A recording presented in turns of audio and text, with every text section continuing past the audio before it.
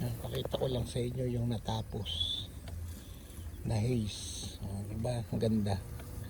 Ang gandang tignan. Tapos na yan. Wala na. Malinis na. Pwede na tayong pumunta dyan pagka natapos kasi wala nang gamit. Naka-stack na yan. Ibig sabihin, pag nawala na yung haze dyan, mag-aantay ulit kung kailan magtatanim. Matagal pa yun. Buwan pa. Kasi parang 6 months dito eh. Pero yung another 6 months nito, wala na munang tanim.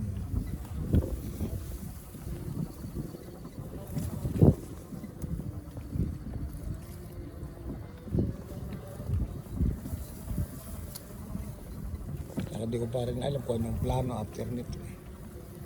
Baka bago isip, baka may pagagawa.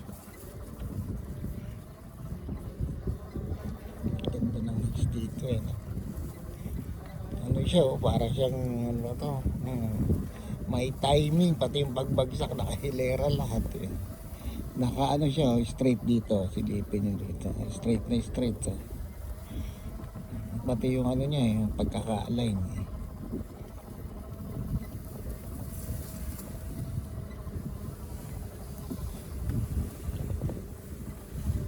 Maganda pagkakagawa.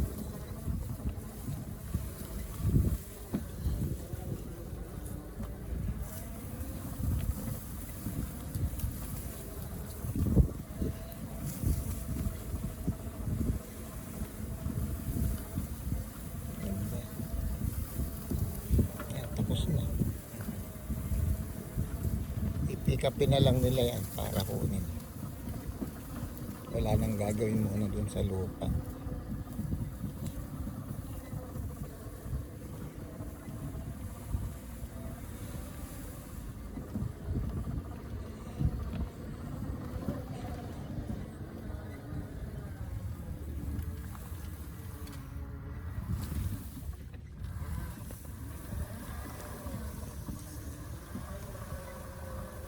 Mainit ngayon dito eh. Napakainit. Yan yung sa amin. Malalaki na yung damo. Pero actually saglit lang to eh. Pag ginamita ko ng mower to eh. Gawa na yung jandi rin.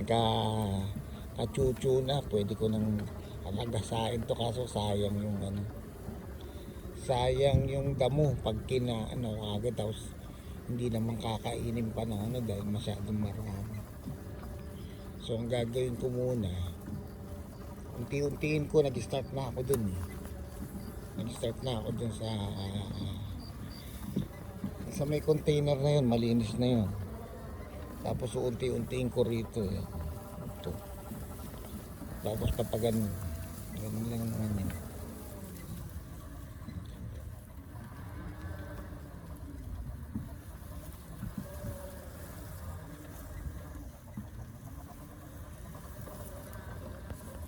Tuloy mo yung farmer namin naka-pick up na ano. Kaya hindi mo ano rito eh, mga farmer lang yan ha, yung mga nangongontrata. Tingnan mo yung mga mayayaman yan, lalo na yung may-ari ng farm. Mahilig talaga rito malalaking mga sasakyan, mga pick up, lalo pag farm.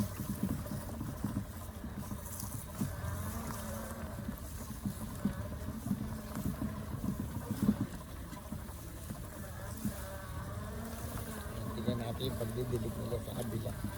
Dinidiligan nila yan sa ilalim ngayon. Kaninang magang-maga diniligan yung ibabaw. Pag tanghali, ang dinidiligan naman yung babaan.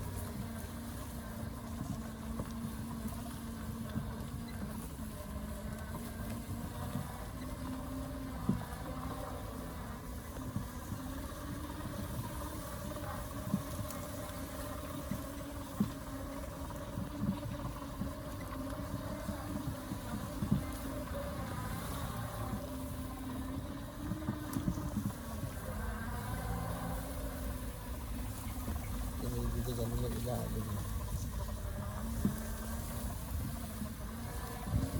Inalis ko muna lahat ng hayop dito sa mga kulungan. Kasi mainit ngayon dito eh. Hindi ko alam kung hinihimatay na pala yung mga alaga. Kaya lahat nilagay ko dun sa kabila.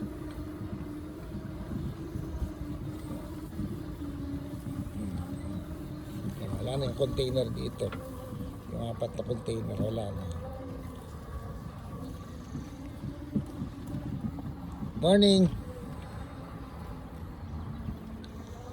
Wala nang kulungan dyan.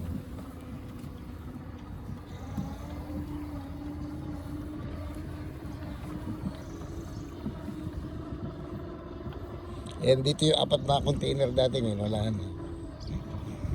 Pakita ko sa inyo kung ano ang plano doon sa 4 na container.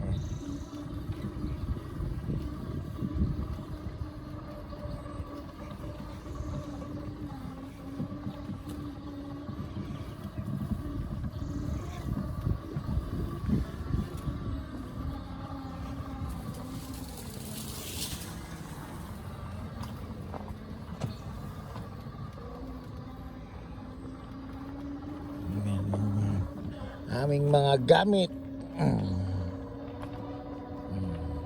Tapos nag-assemble kagabi si Elijah ng lalagyanan na naman ng hayop.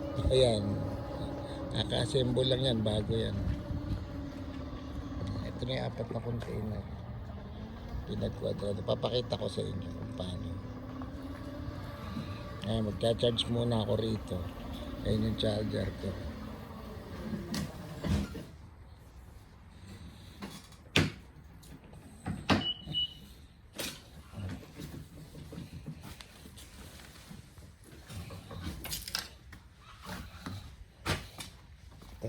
Pasok tayo doon sa 4 na container. Ito yung 4 na container. Yan. Ang plano rito, maglalagay kami ng swimming pool dito sa gitna. Kasi malamig dito kapag hindi pwede yung swimming pool na open. Kailangan close siya. Yan. Tapos yung mga container na yan, syempre, istaka ng mga ibang gamit. Barn house. Yan yung ibon, yan yung nangunguha ng mga manok. Siya eh, brown yung dibdib niya eh, tapos black yung feather niya. Nangunguha, marami yan. Ayan, naghahanap-hanap yan ng mga sisiw. Sisiw hinahanap niya. Bababa yan pag may pipick upin na siyang hayop. Yan, yung lahat ng pinto, tingnan nyo, lahat may pinto dito, naka-front lahat dito yung pinto, para pag kami ilalagay madali lang. Tapos sa gitna swimming pool.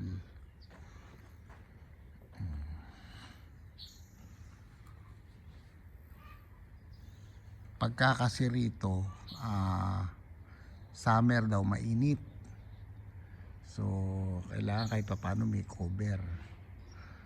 Tapos pag malamig naman, pagka winter, kailangan din may cover. Kasi yung lamig, may hangin ka na, may lamig ka pa, di lalo maginaw. Yan ang development dito. Kinuha yung yung swimming pool sa Pleasanton, lalagay dito sa gitna. 15 feet lang daw yun, maliit lang, bilog. Saka nakaangat, hindi yung nakailalim, para pagka may plano kang ilipat madali. Saka di naman kagandahan talaga yung mag-swimming pa rito, malamig. Gagamitin mo lang 2 months pagka summer. Pagka hindi summer, walang gamit yung swimming pool.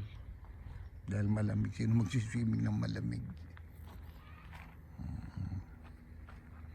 Yan yung development dito.